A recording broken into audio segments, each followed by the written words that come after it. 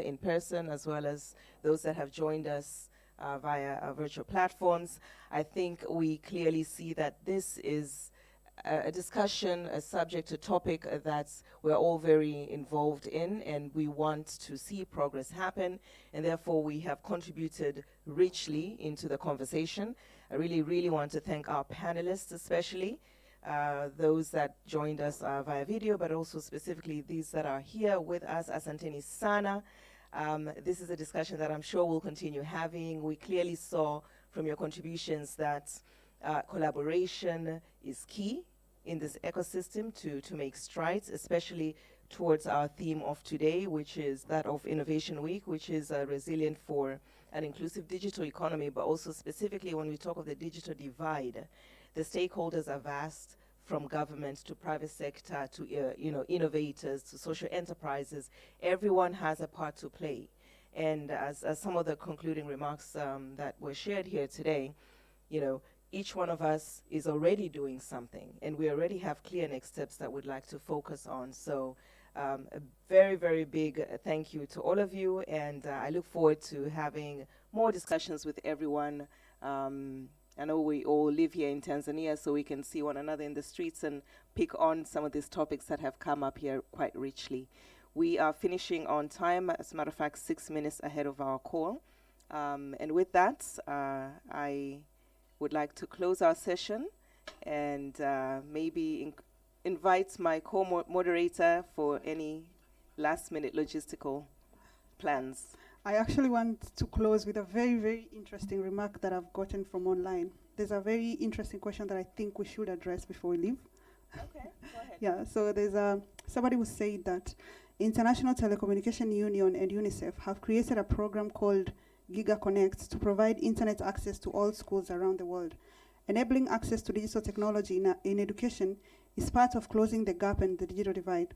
How do the panelists feel about subsidizing such initiatives as this, that is lowering profits to provide access? How do they consider it distorting the real market and user costs?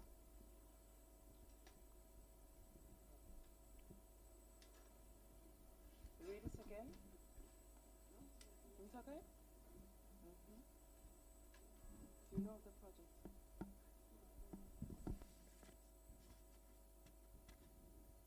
We do have a hand from Peter Tafadhali.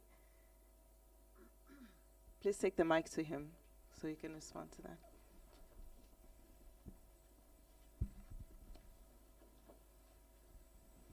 that. First, the whole concept of the Giga project, and I have to declare that I'm involved in the project. So the whole concept about the Giga project is not a replacement or something which will disrupt the market of the normal businesses, the way we are talking about the education sector, etc. The whole concept is about bridging the gap, exactly the way we have the universal communication service to provide connectivity. It's now a project which will look at schools connectivity in underserved schools across the world. It is on the second layer of implementation. That is, first it was conceptually trying to identify the gap, and second is now trying to raise the funds to be able to see how best we can connect the schools. But with the schools connectivity, we're not looking at providing access the way we want we do for the likes of universal communication service. We're now trying to look at how do we provide this service in their respective schools. So from issues related to content, issues related to connectivity, and in the final analysis, issues related to teacher training. So within this room, I would say we are aware of the developments of the Giga project, but I'm personally involved in the Giga project in about 6 countries, excluding Tanzania.